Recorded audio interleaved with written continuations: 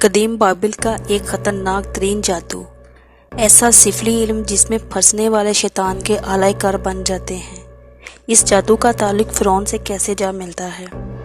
آج کے دور میں میڈیا، انٹرنیٹ اور فلم انڈسٹری اس دنیا کے زیر اثر کیوں ہو چکی ہے، اور یہ جادو لوگوں کو اس رنگین دنیا میں کیسے پھنسا دیتا ہے؟ اس ویڈیو میں ہم جادو کے سب سے قدیم اور خطرناک ترین یعنی کبالہ جادو کے پر اسرار تاریخ کو جانیں گے۔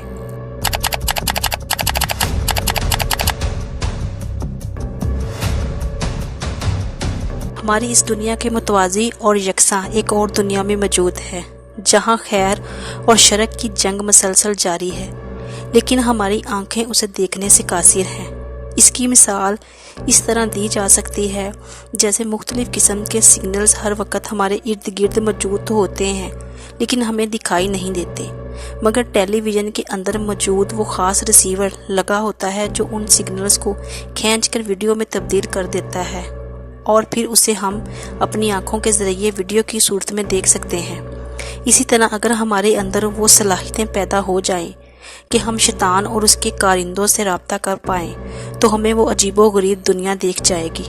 اس غیبی دنیا میں جادو کے علم کا ایک جہاں آباد ہے جسے کبالہ جادو کہتے ہیں۔ کبالہ دراصل قدیم بابل کی ایک شیطانی علم ہے جو مخصوص اعداد و شمار علامات کے ذریعے کی جاتی ہے۔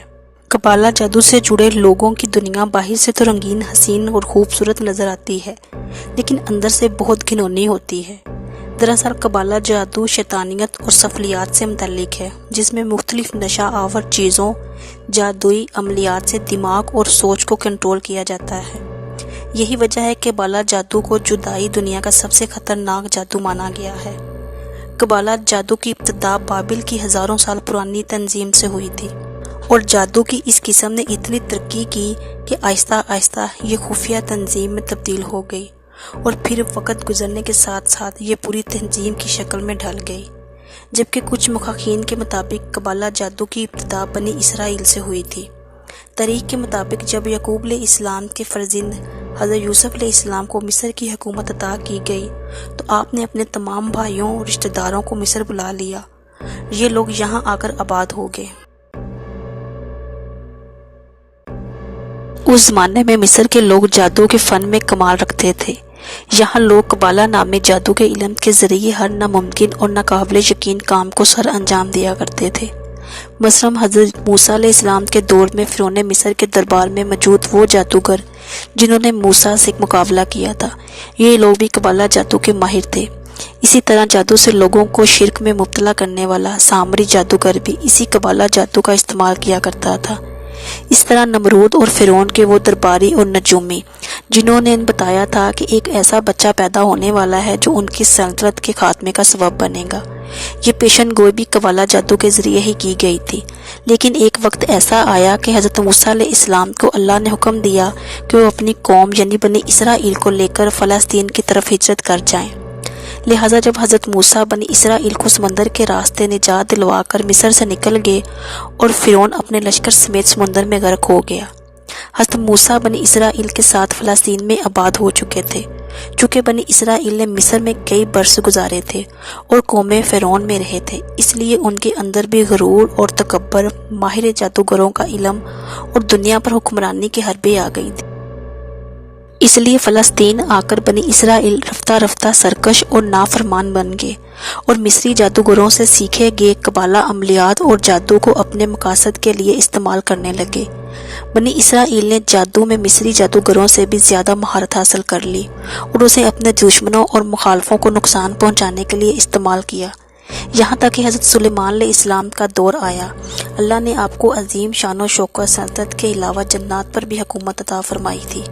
لہذا جب حضرت موسیٰ علیہ السلام کی وفات ہوئی تو بنی اسرائیل کی کبالہ جادوگروں نے لوگوں کو ورگلایا اور بہکانا شروع کر دیا۔ انہیں بتایا کہ نعوذ باللہ حضرت سلیمان علیہ السلام کے پاس کبالہ جادو کا علم تھا، جس کے ذریعے وہ جنات کو اپنے قابو میں کر لیا کرتے تھے۔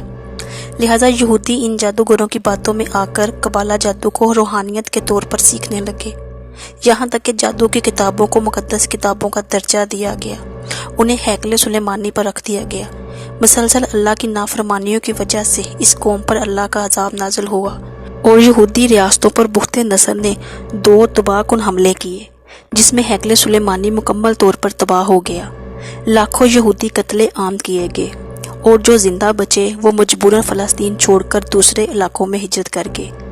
ان تاریخی واقعات اور جنگوں کے درمیان قبالہ جادو کی وہ تمام کتابیں ہیکل سلیمانی کے ملبے تلے کہیں دب کے رہ گئی تھیں، لیکن پھر 18ویں صدی میں ان بچے کچے یہودیوں نے مل کر ایک تنظیم کی بنیاد رکھی جس کا نام نائٹ ٹیمپلر رکھا گیا۔ اس تنظیم کا مقصد ہیکل سلیمانی کے ملبے تلے موجود جادوئی کتابوں کو تلاش کرنا تھا۔ یہ لوگ نہایت ہی شاطرانہ انداز سے اس میں کامیاب بھی ہو گئے، جس میں قبالہ جادو اور پر اسرار رسومات کا تمام علم تھا۔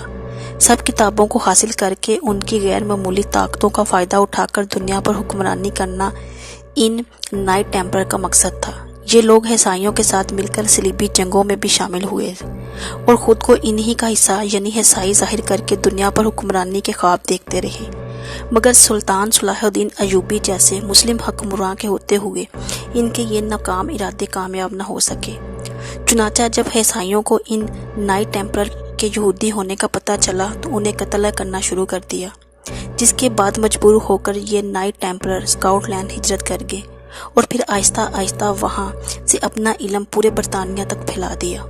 بہت جلد ہی یہ لوگ دنیا کے تمام وسائل پر قابض ہونا شروع ہو گئے، یہاں تک کہ جائیداد، جاگیروں اور دنیا کے تمام وسائل پر ان کا قبضہ ہو گیا۔ یہ تنظیم دنیا بھر کے تربیت یافتہ اور تجربہ کار لوگوں پر مشتمل ہو گئی۔ اس تنظیم کا سربراہ گرینڈ ماسٹر کہلاتا ہے اور ان کے نائب ماسٹر کہلاتے ہیں۔ گرینڈ ماسٹر کا حکم ان کے لیے خدا کا درجہ رکھتا ہے۔ ان نائن ٹیمپلر نے ہی یورپ میں سود کی ابتدا کی اور اس طرح بینکنگ سسٹم کی شروعات ہوئی۔ جدید دور کی خفیہ تنظیم یعنی یہ دونوں ٹیمیں نائٹ ٹیمپلر کی شاخیں ہیں۔ کہا جاتا ہے کہ دنیا کی مکمل آبادی میں سے صرف 1% یہ موجود ہے جو کہ دنیا کے امیر ترین لوگ ہیں، اور یہ 13 خاندان ہیں جو نسل در نسل شیطان کی پوجا کرتے چلے آ رہے ہیں۔ یہ لوگ دنیا بھر کے بینک کے مالک ہیں۔ 80 میں سے 90% وسائل پر انہی کا قبضہ ہے۔ پس پردہ ان کے مقاصد شیطان کو پروموٹ کرنا ہوتا ہے۔ ان کا طریقہ کار یہی ہے کہ اپنے فیلڈ کی مشہور شخصیات کو اپنے دائرے میں ایک حد تک شامل کر لیتے ہیں اور پھر اپنے ہی لوگوں کو عوام کے درمیان مشہور کیا جاتا ہے۔ وہ لوگوں کے دلوں میں گھر کر جاتے ہیں۔ قبالہ جادوگر اپنے جسم پر مختلف نشانوں کے ٹیٹوز بھی بنواتے ہیں، جن میں تکون، 5 کونوں والا ستارہ، 1 آنکھ والے علامات استعمال کیے جاتے ہیں۔ قبالہ جادوگر اکثر ایسے لوگوں کو اپنا اعلی کار بناتے ہیں جو مشہور شخصیات کی فہرست میں شامل ہو۔ آج کے دور میں ٹیلی ویژن پر کچھ مشہور لوگ دل لبھاتے نظر آتے ہیں، وہ بھی اس قبالہ سسٹم کے تحت چل رہے ہیں۔ یہی وجہ ہے کہ آج کوئی گناہ نہیں لگتا۔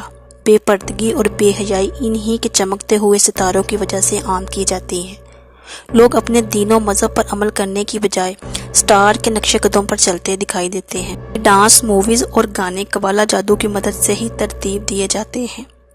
یہی وجہ ہے کہ جب لوگ اسے سنتے ہیں تو اس قدر مگن ہو جاتے ہیں کہ دنیا کی کوئی خبر نہیں رہتی۔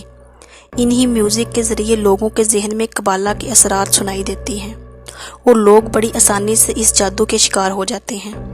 ان گانوں میں بے حیائی، بے شرمی، فحاشی، کفر، شرک، یہاں تک کہ شیطان کی پوجا تک کی باتیں ہوتی ہیں، جو لوگ بغیر سوچے سمجھے، بغیر غور و فکر کیے اسے 24 گھنٹے سنتے ہیں اور اس کے اثر میں گرفتار ہو جاتے ہیں۔ اس کے علاوہ سوشل میڈیا پر موجود پوسٹ، ریلز اور بے شمار مواد ایسے موجود ہیں جن کا مقصد یوزر کو خدا سے دور اور شیطان اور اس کے پیروکاروں سے مزید نزدیک کر دینا ہے۔ اپنی زندگی پر غور و فکر اور زندگی کے مقاصد پر سوچنے کی بجائے گھنٹوں فضولیات پر وقت ضائع کرنا ہے۔ گناہوں کے جال میں پھنسا کر انہیں اس قدر مصروف کر دینا کہ وہ شیطان کے اعلی کار بن کر موت اور اس کے بعد کی زندگی کو بھول جاتے ہیں، جو ایک تلخ حقیقت ہے۔ آج یہ قبالسٹ جو میڈیا پر بھی مکمل کنٹرول رکھتے ہیں، وہ دنیا میں رونما ہونے والے حالات کو ہمیں اس طرح دکھاتے ہیں جیسے شیطان کے یہ پیروکار ہمیں دکھانا چاہتے ہیں۔ آج حال یہ ہے کہ خود مسلمان توہم پرست بن کر قرآن و حدیث سے دور جا چکا ہے، جبکہ شیطان کے ہر شر اور چالوں کا حل قرآن کریم میں موجود ہے۔ لیکن ہر کمال کو ایک دن زوال ضرور ہے۔ بہت جلد یہ تمام فتنے اپنے اہتمام کو پہنچنے والے ہیں۔